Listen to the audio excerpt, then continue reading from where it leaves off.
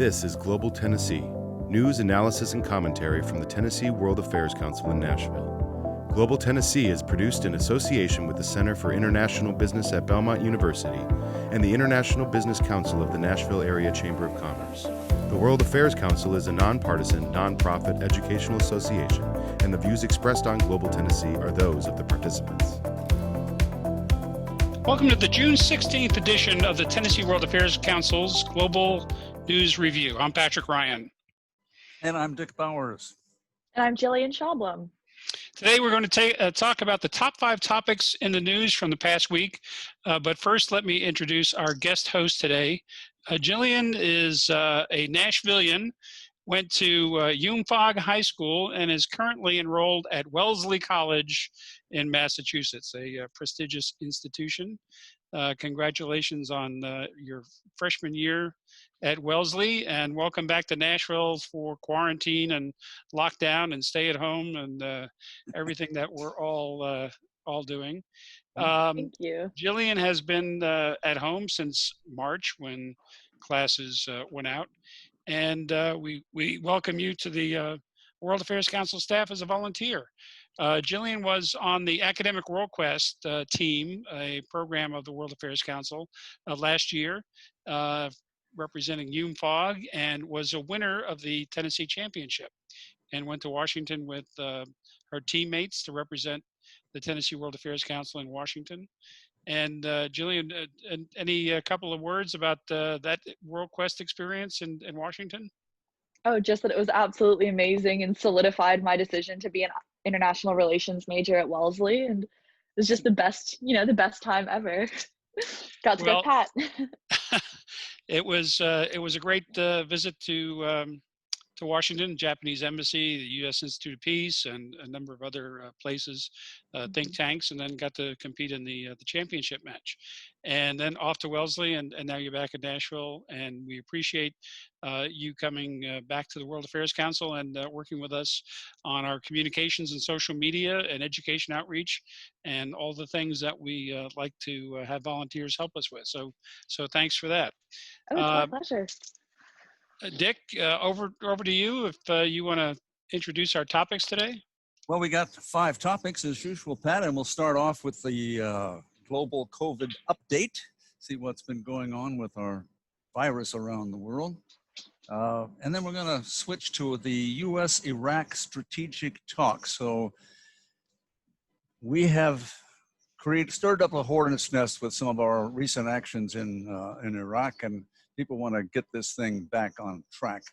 So talks have begun.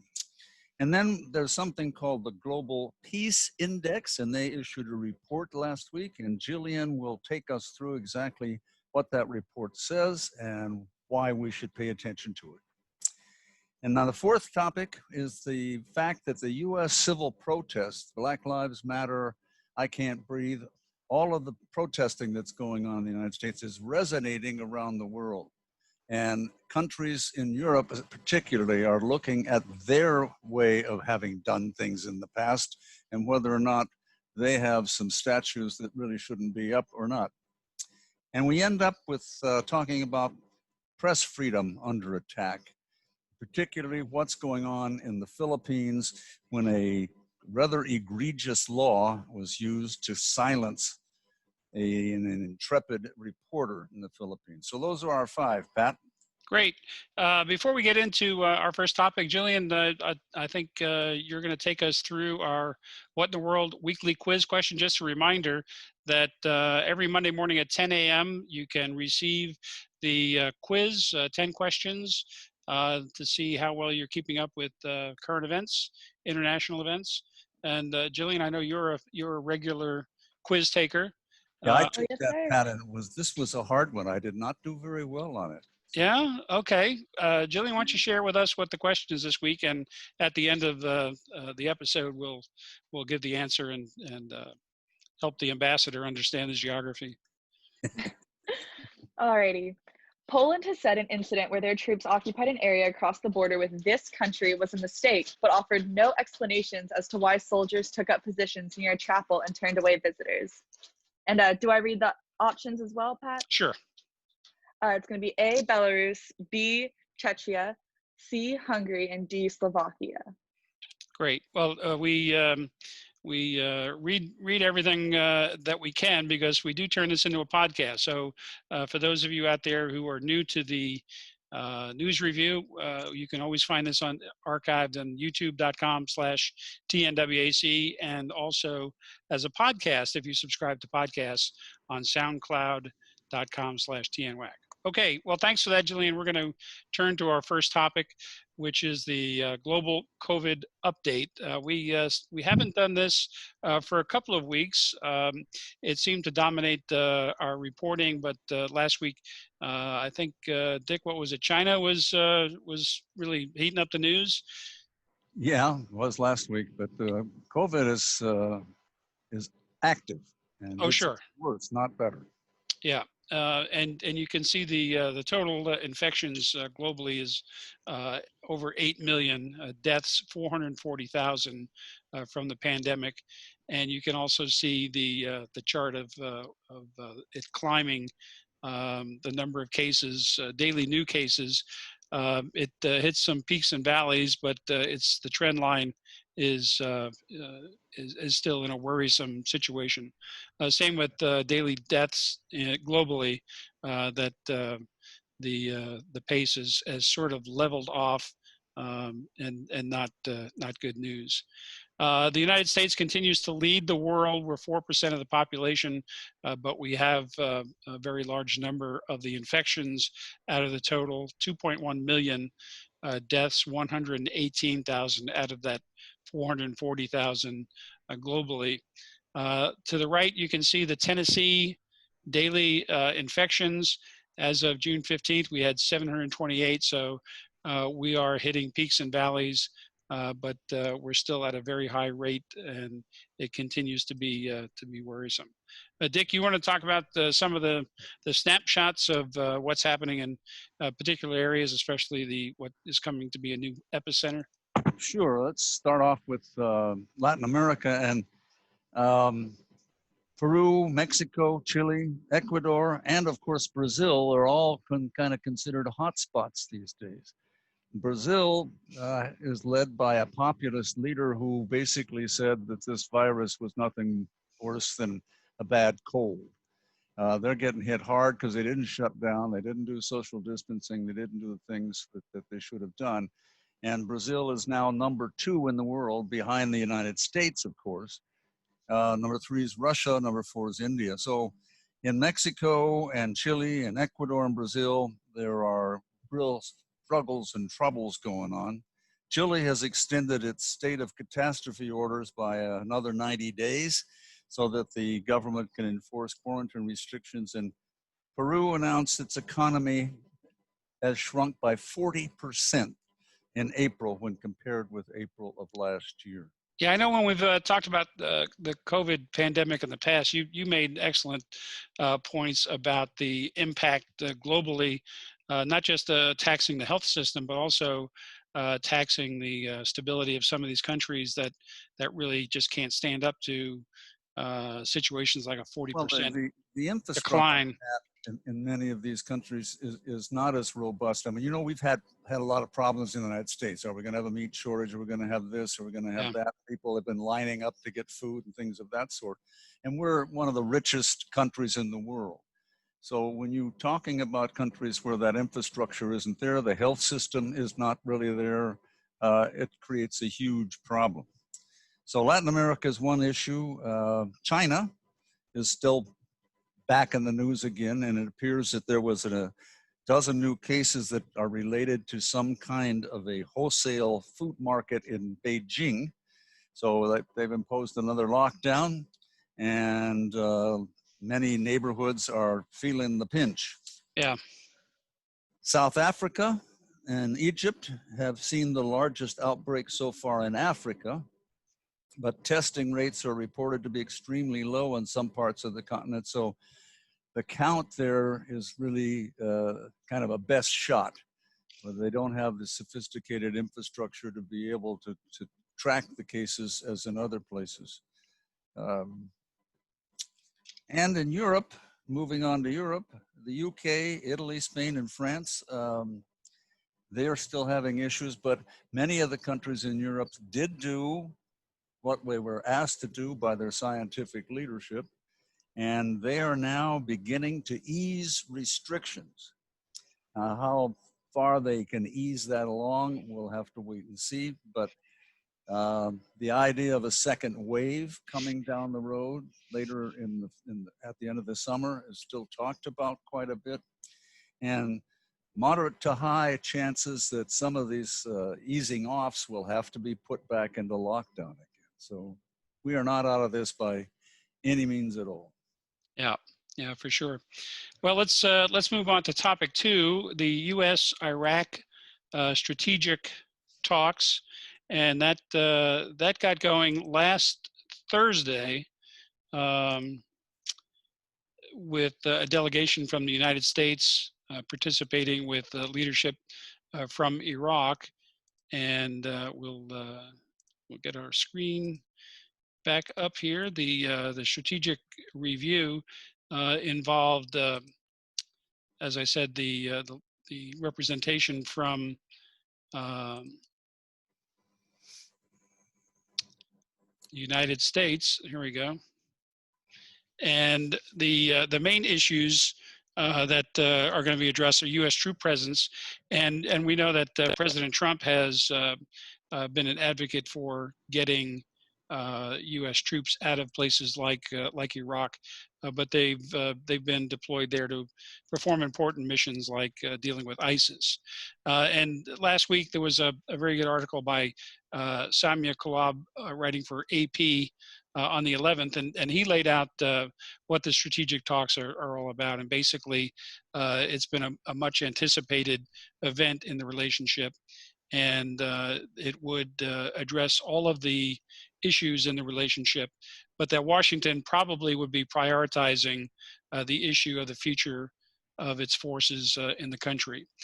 For Iraq's part, Baghdad is probably going to be concerned about the dire economic crisis that it finds itself in for 2 reasons. One, for the pandemic that has not spared Iraq, and in fact, Iraq is really been put upon by the fact that Iran was an epicenter of the breakout of COVID in the Middle East, and there's a lot of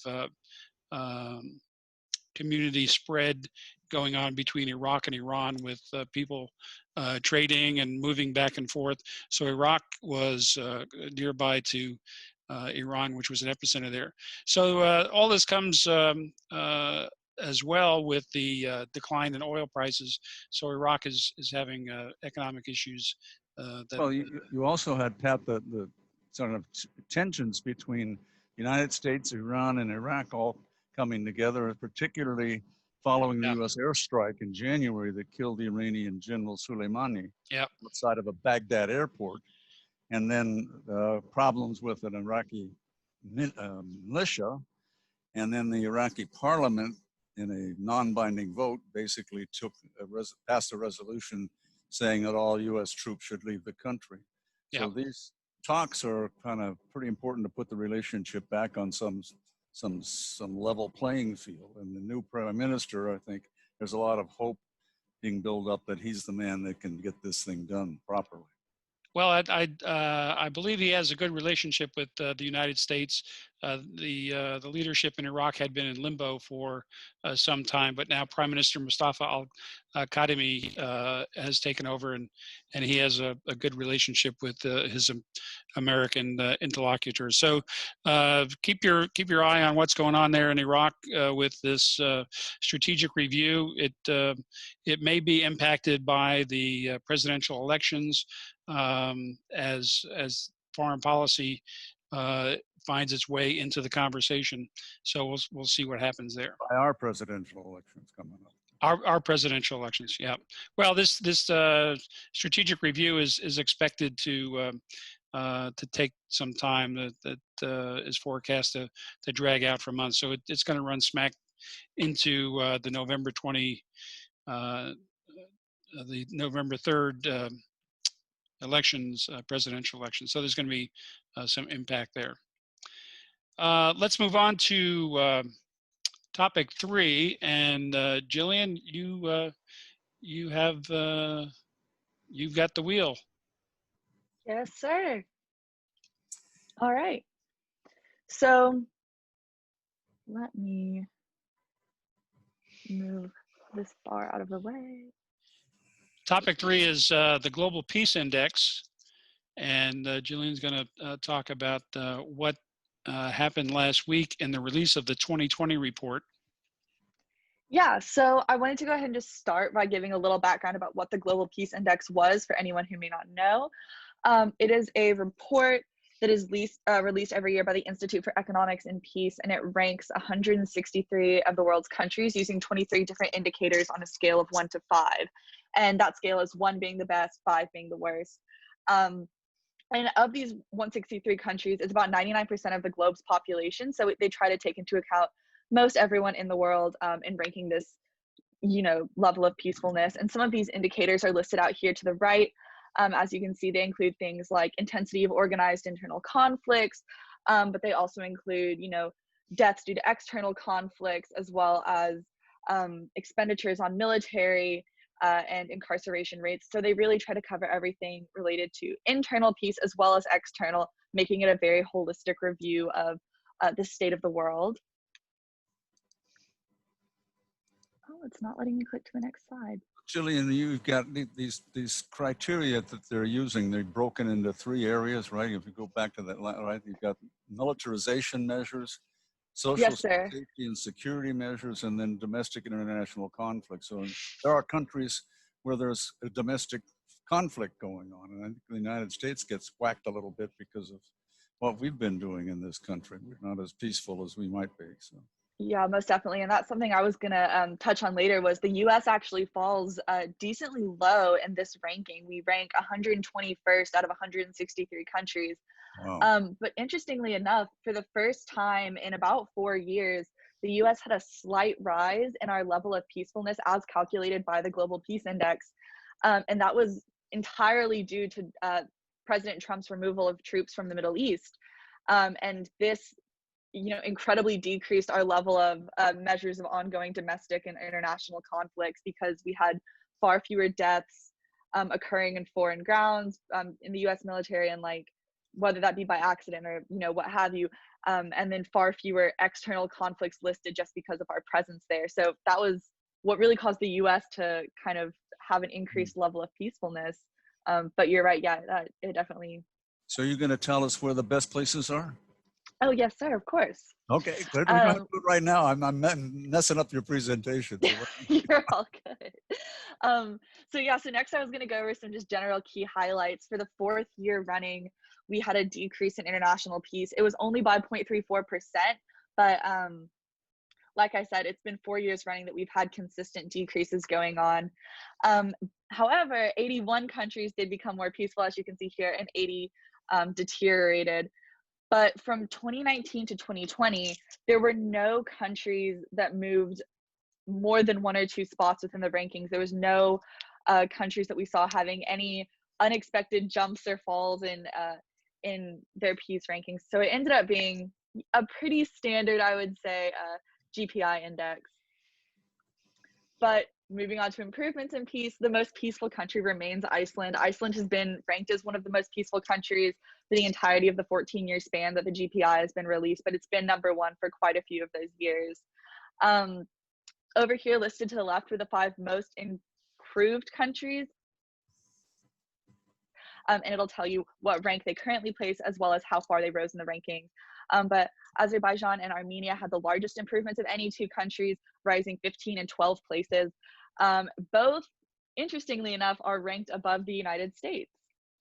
And then here listed to the side, of course, Russia and Eurasia had the largest regional improvements, and Europe still remains the most peaceful region. Even though the thing that kind of hits Europe is the political instability, and with ongoing Brexit talks and stuff like that, people were potentially thinking that could impact the GPI for this, but it ended up not being that large of an issue.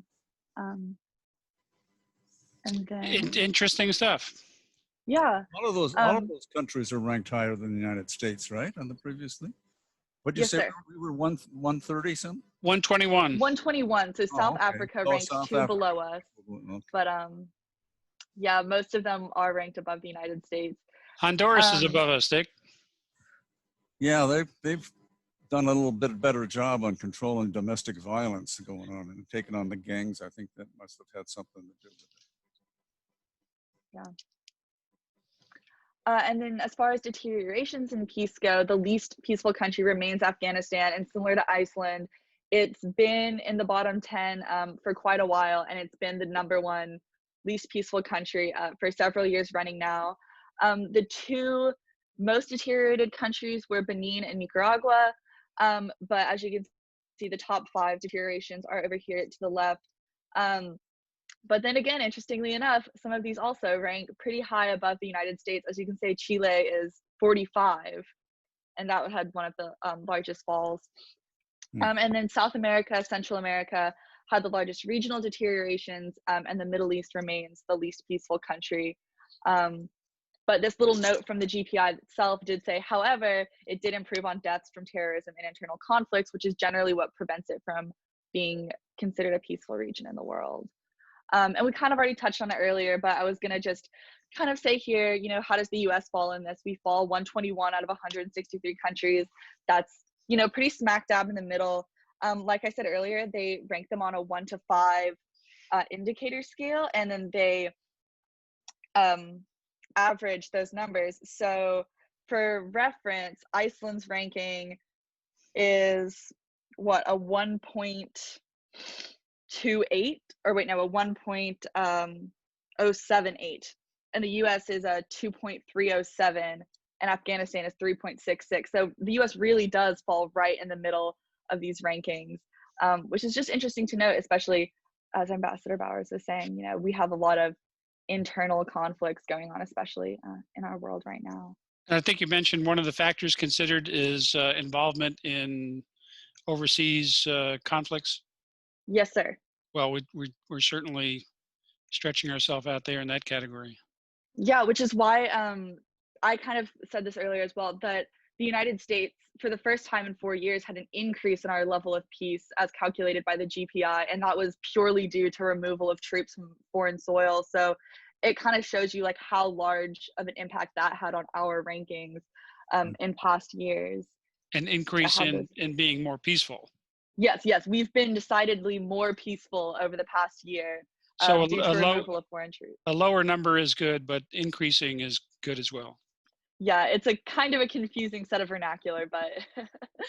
Well, Dick, Iceland, I don't know if too cold for you, although you go to cold places. I think New Zealand is in the top 5, and you seem to like the Kiwis a lot. I like them both. I like them both. And Iceland, you know, Iceland and Greenland, somebody screwed up somewhere when these countries got named, because Iceland really should be Greenland, and Greenland should be Iceland. You know, Iceland has a lot of glaciers, but they're all wonderful, and they got thermal baths. Iceland is a wonderful country.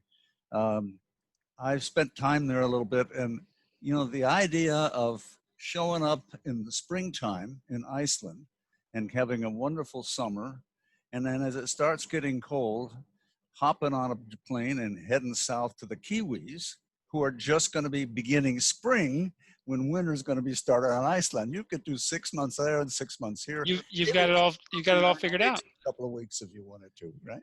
And New Zealand is. Oh, I was going to say New Zealand is number 2 in GPI, so you'd be going just 1 to 2. You'd always be set. And then my presence would not impact adversely on their peacefulness, I promise you. Well, and New Zealand is now certified COVID-free. Yeah, that's amazing. So they're doing something right down there. Oh yeah, well they've got that wonderful lady prime minister, right? Yeah, put women in charge and good things happen. No argument here. I'll clap for that.